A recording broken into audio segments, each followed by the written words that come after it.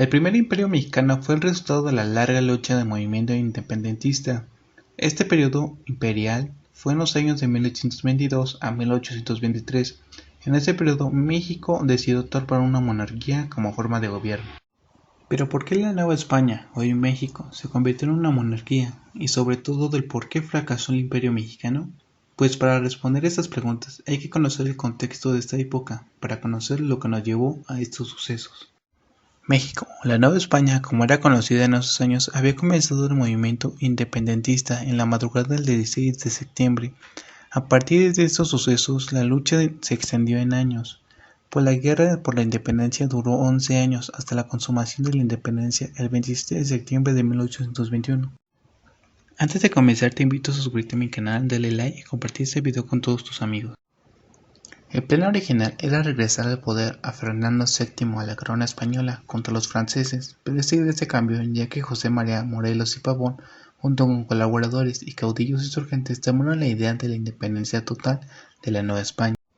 Pero las fuerzas españolas reaccionaron con tal fuerza que lograron sofocar el ímpetu bélico de los primeros años, complicando la independencia y los ideales de independencia, dando como resultado la muerte y el fusilamiento de insurgentes importantes, como la captura y muerte de José María Morelos y Pavón.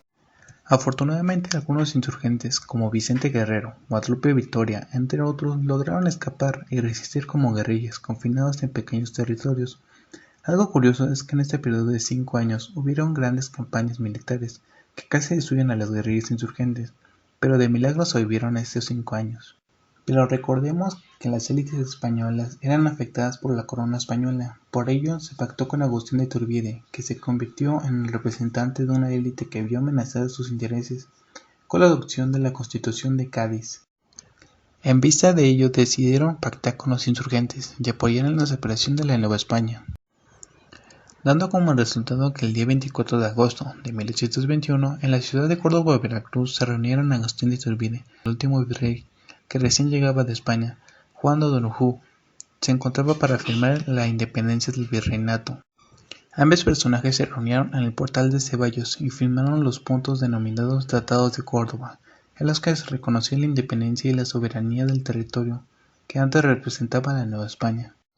Todo sonaba bien hasta que comenzaron los problemas, ya que a pesar de que las fuerzas trigarantes habían expulsado a la mayoría de los españoles, aún quedaba una guarnición en el fuerte de San Juan de Ulúa y España no reconocería a México como independiente.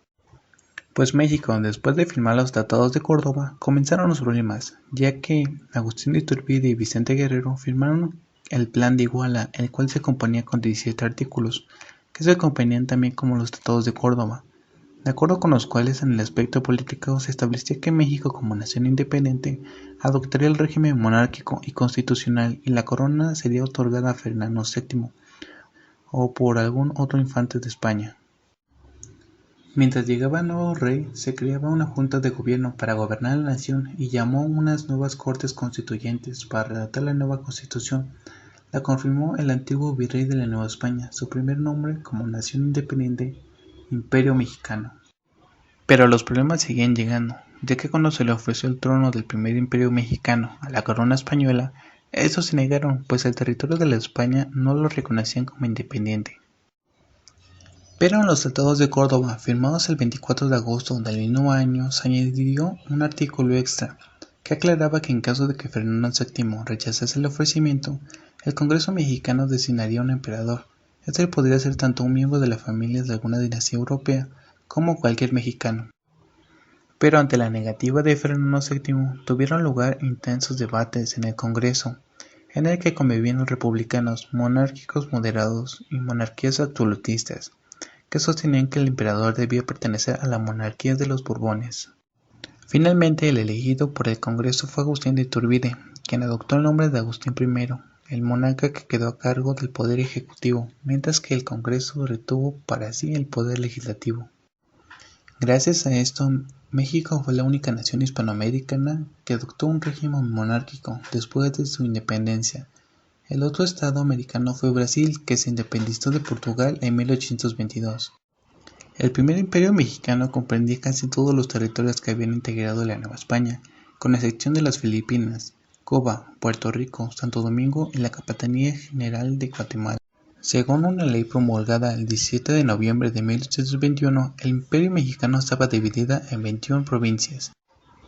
Pero el 5 de enero de 1822, las provincias que hasta 1821 habían formado parte de la Capitanía General de Guatemala, Chiapas, Guatemala, Honduras, El Salvador, Nicaragua y Costa Rica, se unieron a los Tratados de Córdoba. Con esa incorporación el Imperio Mexicano pasó de tener casi 5 millones de kilómetros cuadrados y quedó organizado en 24 provincias. De esta manera México alcanzó la mayor extensión territorial de toda su historia. A este punto podemos conocer lo que alguna vez fue el primer Imperio Mexicano, pero otra pregunta mucho más importante, ¿por qué fracasó el Imperio Mexicano? Y otra importante es del por qué duró tan poco el imperio. Pues México, después de 11 largos años de lucha, quedó en bancarrota, con crisis económica, también con mucha inestabilidad política y militar, más aún que España no reconoció la independencia de México. Más aún que el 19 de mayo de 1822, el Congreso mexicano nombró emperador Agustín de Iturbide. El 21 de mayo de 1822 se emitió un decreto que confirmaba este nombramiento, que oficialmente fue una medida temporal hasta que se hallara un monarca europeo para gobernar México. El título oficial de Iturbide fue, por la divina providencia y por el Congreso de la Nación, el primer emperador constitucional de México. Su coronación tuvo lugar el 21 de julio de 1822 en la Ciudad de México. Facciones en el Congreso comenzarían a criticar fuertemente a Iturbide y sus políticas. El emperador decidió el 31 de octubre disolver el Parlamento. Esto enfureció al comandante de la guarnición de Veracruz, Antonio López de Santana. Santana y sus tropas se rebelaron en contra de Iturbide y luego declararían una república como forma de gobierno el 1 de diciembre de ese mismo año. En diciembre de 1822, los generales Antonio López de Santana y Guadalupe Victorio redactaron y firmaron el Plan de Casamata. Este fue un acuerdo también firmado entre generales mexicanos, gobernadores y funcionarios de gobierno de alto rango, para abolir la monarquía e sustituirla por una república federal. Gracias a esto, varias interrupciones surgieron en las provincias mexicanas a partir de diciembre, pero todas fueron reprimidas por el ejército imperial, la sección de las fuerzas de Santana en Veracruz. Mediante este acuerdo, el Plan de Casamata, que iba a ser proclamado en todo México el 1 de febrero de 1823, en ese plan no se reconocía al primer imperio mexicano y pedía la convocatoria del nuevo Congreso Constituyente. Los insurrectos enviaron sus propuestas a todas las delegaciones provincianas y pidieron su unión al plan. En este curso de solo 6 semanas, el Plan de Casamata viajó a lugares tan remotos como Texas, y casi todas las provincias apoyaron el plan. Cuando las delegaciones provincianas habían aceptado el Plan de Casamata, retiraron su lealtad al gobierno imperial y asumieron la soberanía de sus provincias. Como resultado, Agustín de Iturbide fue aislado con el poco apoyo fuera de su capital, Ciudad de México, y solo con algunas pocas facciones del ejército imperial. A la par de toda esta inestabilidad política y militar, casi toda Centroamérica se había separado de México, con excepción de Chiapas, pero esto no le importó al gobierno mexicano, pues no se registró de que intentaron recuperar Centroamérica. Lo que sí les importó es que era volver a instalar el Congreso Constituyente, que había sido suprimido previamente, y quitar el trono a Agustín de Iturbide para mandarlo al exilio el 19 de marzo de 1823. A la par de esto, el Congreso declararía a Agustín de Iturbide como traidor. Y gracias a esto, México optaría por un gobierno republicano, al estilo de Estados Unidos, ya que había funcionado muy bien. Tiempo después, Agustín de Iturbide regresaría de su exilio, ya que sospechaba que los españoles intentarían recuperar México.